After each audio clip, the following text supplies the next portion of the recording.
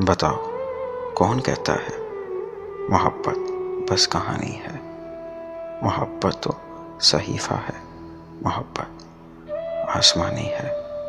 मोहब्बत को खुदा रहा तो कभी भी झूठ मत समझो। मोहब्बत मौजज़ा है, मौजज़ों की तर्जमानी है। मोहब्बत फूल की खुशबू, मोहब्बत रंग तितली का, मोहब्बत पर्वतों की झील का शफा पानी है। मोहब्बत एक इशारा है, मोहब्बत वफा है। मोहब्बत एक सितारा है, फलक की बेकरानी है। ज़मीन वाले बताओ, किस तरह समझाएं मोहब्बत को।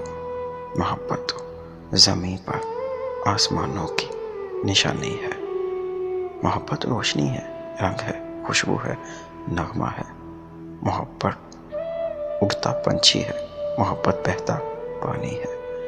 मोहब्बत माओं का आँच, मोहब्बत बाप की शफ़क़त। मोहब्बत रब की रहमत का जहाँ में नक्श सानी है। मोहब्बत है बहन की और है भाई की उल्फत भी। मोहब्बत खेलता बच्चा है और चढ़ती जवानी है। मोहब्बत हक का कलमा है, मोहब्बत चाशनी मन की। मोहब्बत रोका मारा दिलों की हुक्मरानी है।